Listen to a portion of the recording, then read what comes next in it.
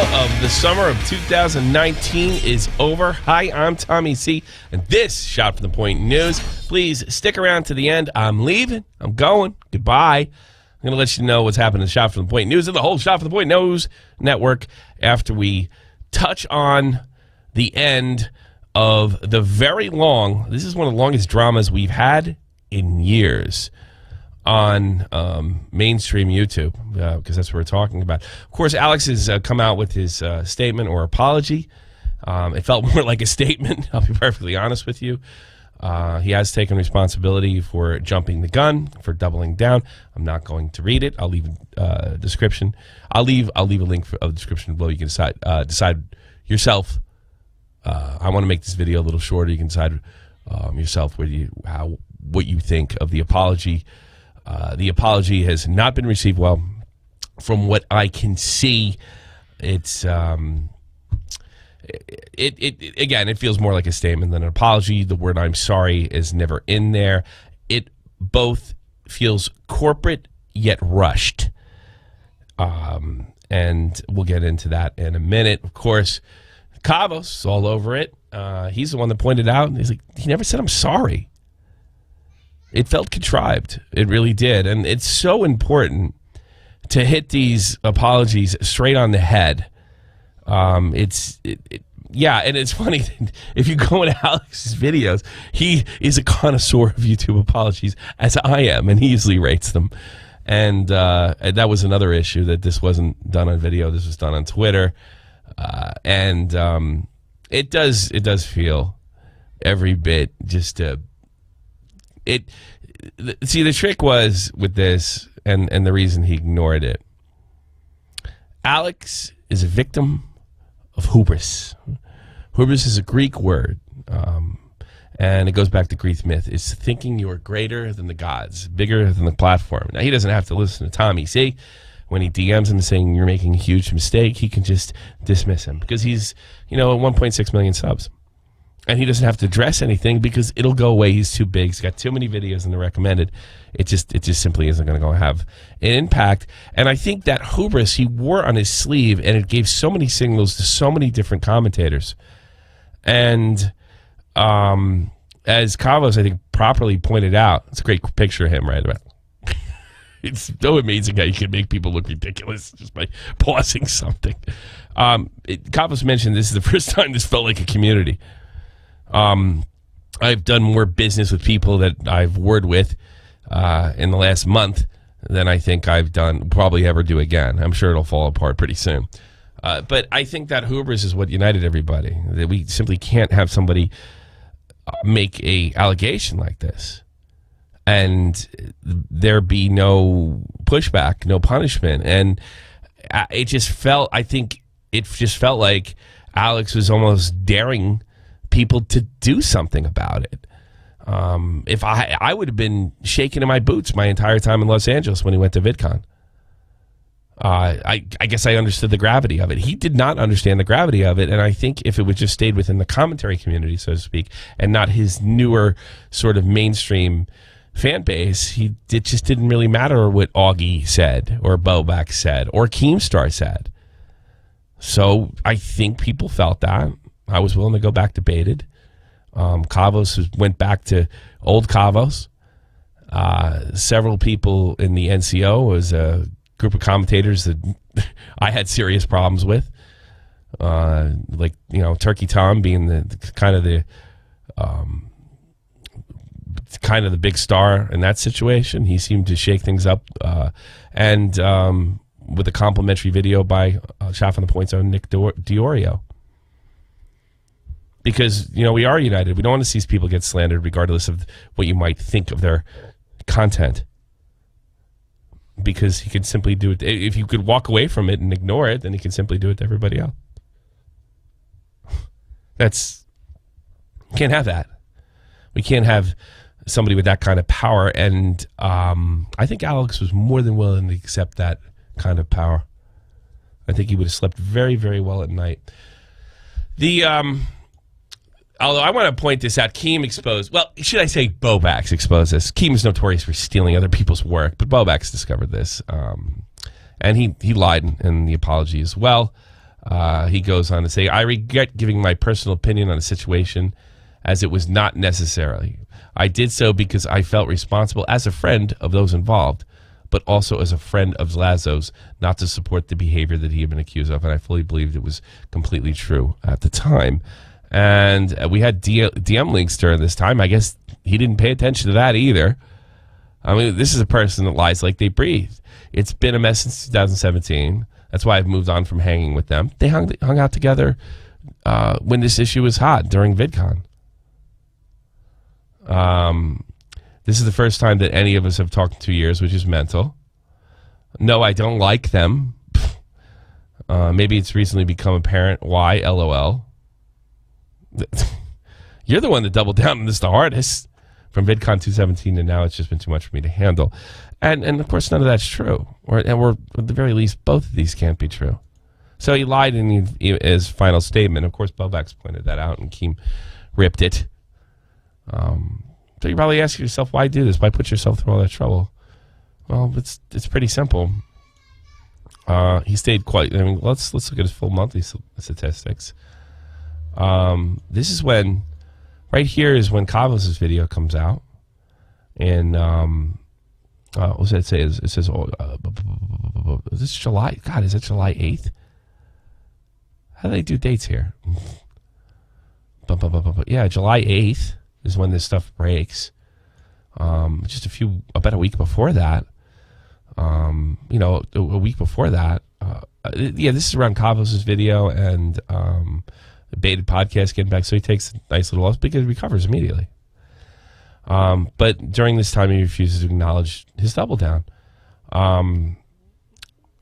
Then this Turkey Tom and Nick DeOrio, and bang, and some of the other characters are losing as well. All right, we get a plus, almost a 200 and a plus 400. I'm back. I beat it. And then what happens is there's no upload glitch. What changed is the bell. That everybody started, screaming. I remember Deji was first screaming at the upload glitch. And the upload glitch, for lack of a better word, is really an unsub reminder. Because if you're in if you're in a bad state with the fans, and they get that, hey, there's new ImAllexx video. Oh, that's a reminder to unsub them. Because most of the traffic's on phones now. Different world than it was in 2016. Where it was still, PCs at that point. But now it's all phones. Once you get that annoying reminder, it's bow, bow, bye. So you're just waiting for the reminder to get rid of them. And, of course, the day after that, that's when we see the apology. And, I think it's pretty clear. There was nowhere else to go. This was the last shot. This could have been done. This could have been done right after Slazo's video. And I even explained a way where he could do it. We're not throwing Chan under the bus. I understand the concern there. You backed her. Listen, I don't know what's going on. Obviously, I've been given some misinformation, not naming Shay. But I like to express my how sorry I am for Slazo that he was presented in this light. I no longer believe the accusations. All the best to you. I hope I get to talk to you soon. I'll apologize to you in perfect. That's in person. That's it. That's all you had to do. That's it. But why do this then? Why do this to yourself? Simple. 3 bad takes in a row. 3 bad takes in a row. You had James Charles thing, which he had no compunction leaving the videos up, accusing James Charles of being a predator. Long after he apologized to James Charles. We have the Vox Media versus Steven Crowder thing. He had not so much a bad take on that. I mean, he had a difference of opinion with somebody like me, but he also had 20 other takes that contradicted it. There's a constant contradiction, this constant lying. I hate to say it because I've defended Alex before, and it does make me look bad, and makes me look bad in front of Keemstar, of all things.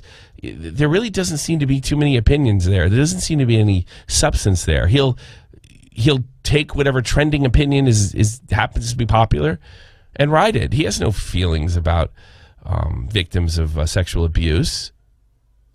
He doesn't. It's just whatever the popular tripe is at the time. It's very clear. I wrote it out. Oh, this, my friend down here, is permanent damage.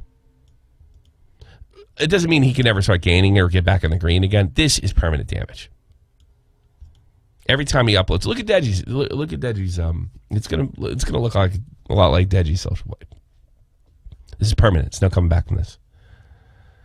It just maybe over time, if you find a new niche, something like that. But this is permanent.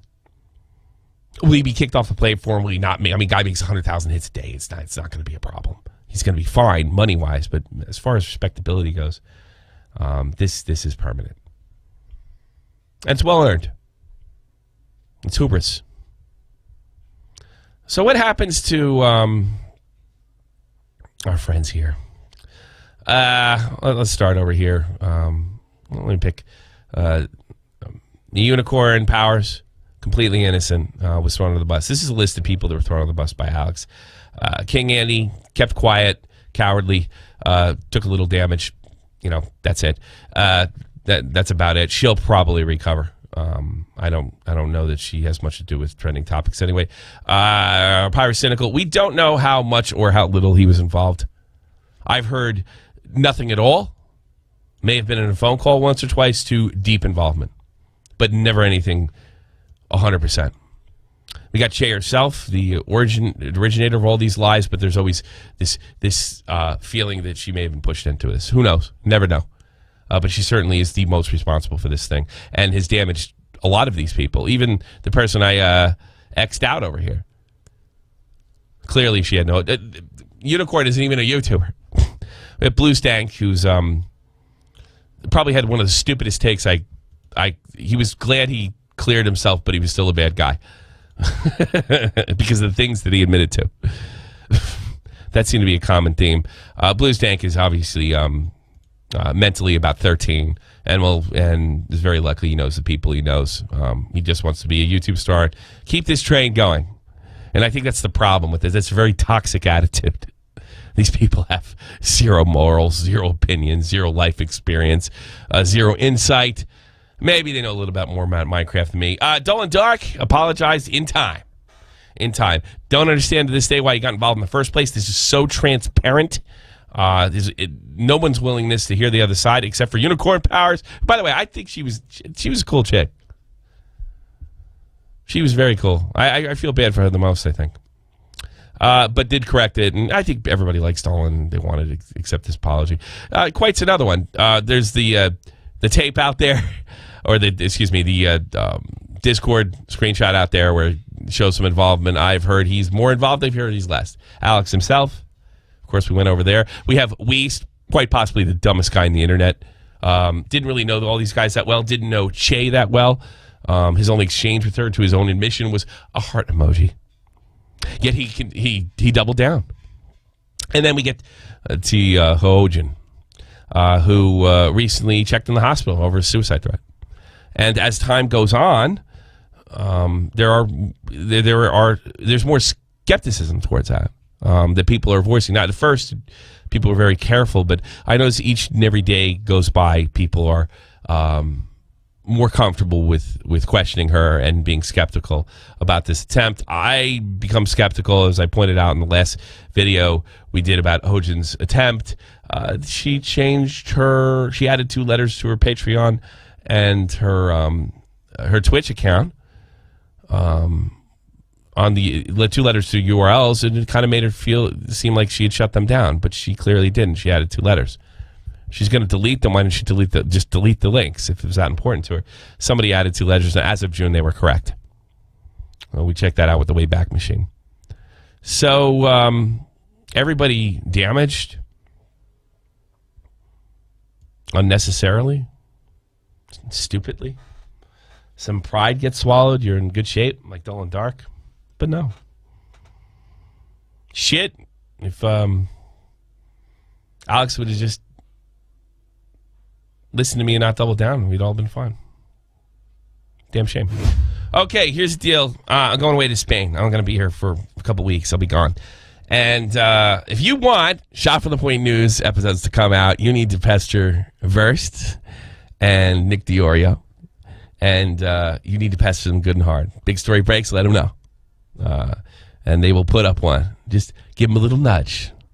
Their Twitter is in the description box below. And of course, in 2 weeks, I'll be back and I'll take care of the whole thing.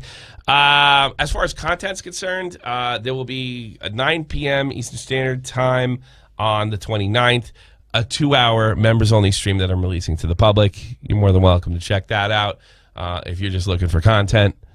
Look at that guy. Isn't he good looking? And I've actually seen it all, shot from the point rewind.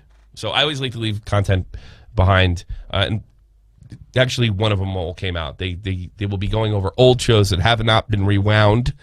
And there's plenty of content for you. So we got the 2-hour stream, shot from the point rewind, and yell at Nick DeOrio and Versts. I'll put their description.